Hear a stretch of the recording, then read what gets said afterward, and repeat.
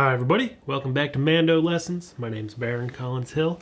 This is episode 5 in the Intermediate Mandolin series. If you haven't watched 1 through 4 at this point, gotta go back to the beginning. It's worth your time. It's really gonna get you set straight on a lot of things that are really gonna improve your mandolin playing. Put in the time and you'll become a better mandolin player forever. In this lesson, we are gonna work on taking what we worked on in lesson 4, which is a constant stream of eighth notes using your right hand in a constant down, up pattern. And instead of just repeating those quarter notes as 2 eighth notes, we're going to start adjusting the melody a little bit using a little melodic variation, if you will, and turning it into something maybe a little more musically exciting.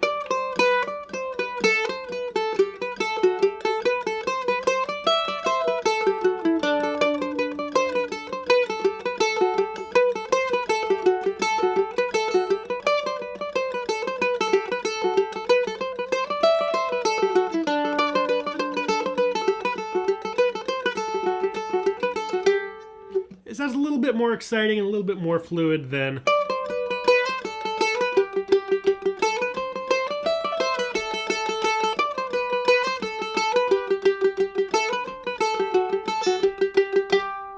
that's what we're going to be working on. Before we jump in, I just want to put in a quick plug that if you haven't already, please subscribe because it really helps out the channel. You can drop a like down below if that's also your style. And all my lessons are always free, and I put out a new one every single week. That said, there are a couple ways to support me, which really helps me. My website's run entirely on donations, so I'm greatly appreciative for any way you choose to support, whether it's just watching, or maybe you can find that PayPal link down below for a one-time donation. Better yet, you can even join us over on Patreon. We got a great community over there, and you also get some perks like access to lessons early, patron-only live streams, and all kinds of good stuff. Or maybe you needed some new clothing. I got some mandolin shirts, as you can see here. I got mugs, keep you warm. You got hot beverage at your side always. Whatever your style is, greatly appreciated. Not required, but thanks to those who do donate. Without further ado, let's jump into the lesson. All right, for this lesson, I'm going to explain the concepts of what's going on, but ultimately, we're getting more into the territory of improvisation when it comes to melodic variation than to specific kind of set-in-stone goals. So I have a whole series on improvisation on my website and YouTube. Check that out if you haven't already. It'll get you a lot more comfortable with the idea of improvisation and melodic variation. The idea here is taking what we did in the last lesson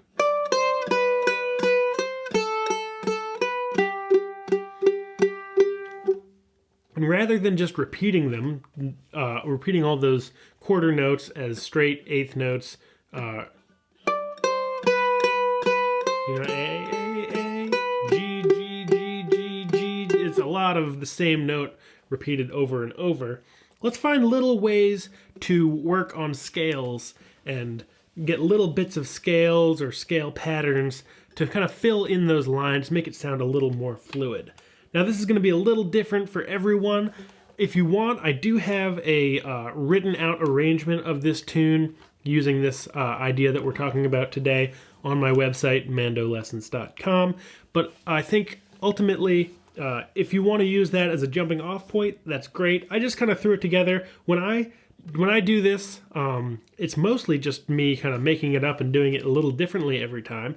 So if you have an idea, as I'm running through this phrase by phrase, if you have an idea that's different from what I'm doing and you think like, hey, I like that better, or it sounds more natural to me or more fluid, by all means, run with it.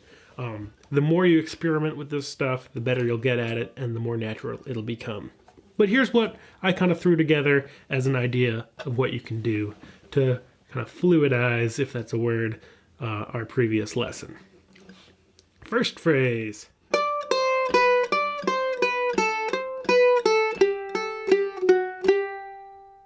Again.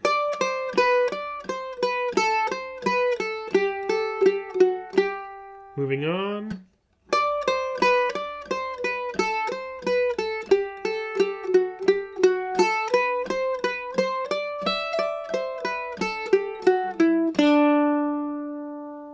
So we've got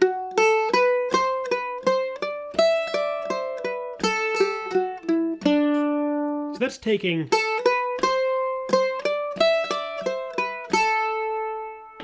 and turning it into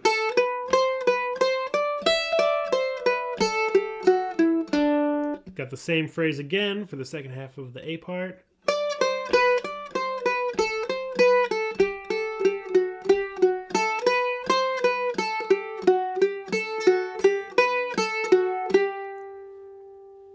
So as you can see, this is much less of a skeleton of the tune. Again, if you're finding more natural ways that fit into your style better than sort of what happened to fall out of my brain when I was writing this down, by all means, go for it. But the idea is make it as fluid and as musical as possible without repeating any notes. And again, this is kind of halfway between being fully musical and fully an exercise, because it's more musical than when we were just going.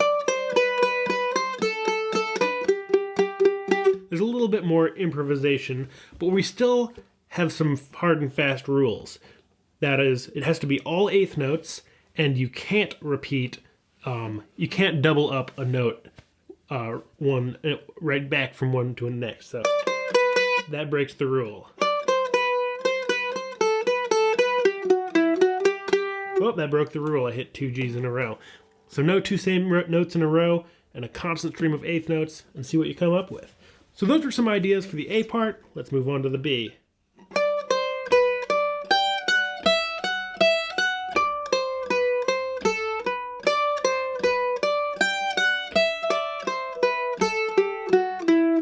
Very scalar idea there.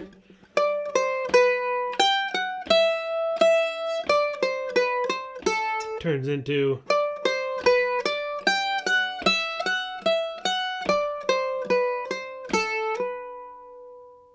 in the second half turns into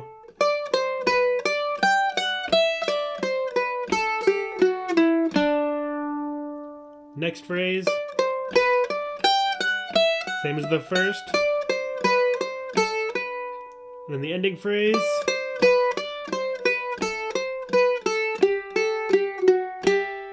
fairly similar just to the skeleton of the melody there. The only thing that's really varying is that end. All those G's in a row are turning into.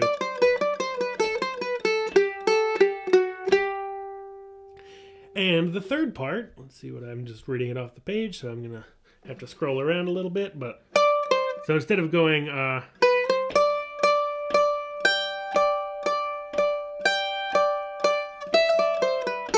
that's a lot of repeated notes. So I had to take a little bit more liberty with this part. What I came up with is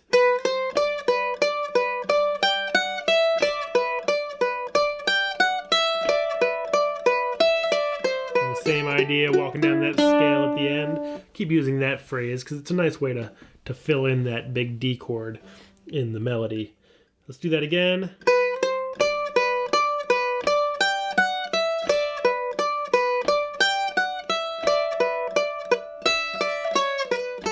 Sorry about that off note there. And then we can do the same thing and just alter the end for the second half of the C part.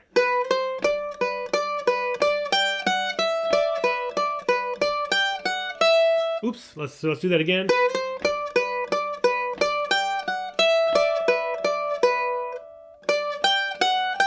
So right there, I actually had a little bit of trouble with that when I was writing it out. I was like, how do I... You gotta land on that open E string for the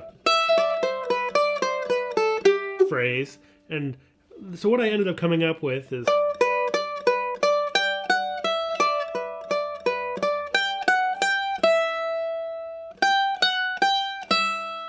So you had to do a little bit of a jump there. You can't sort of...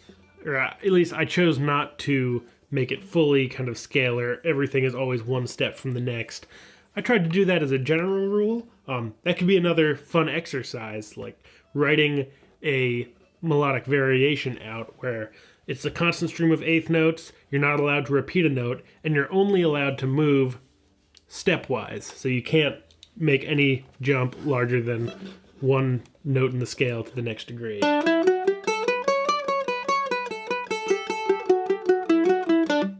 Could be a fun exercise if that's your style. Anyway, the final phrase one more time.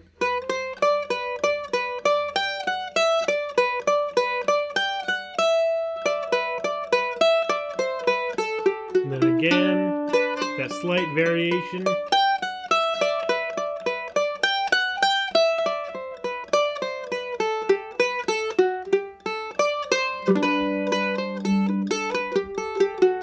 And then you're back to the top. And that's the idea. Again, this isn't about necessarily getting it hard and fast exactly as I have it written out, but figuring out a way that sounds good to your ear and still kind of following a couple key rules. So, for the rest of the week, work on this tune, see if you can come up with some little variations of your own, try to follow those rules to the best of your ability. If you get through that, maybe make up some other rules. I think that's a great way to learn, is sort of building rules for yourself and learning how to sort of create rules and obstacles for your own playing and creating exercises is a great way to get better. That's all for now. Thanks so much for watching, and I'll see you next week. Bye-bye.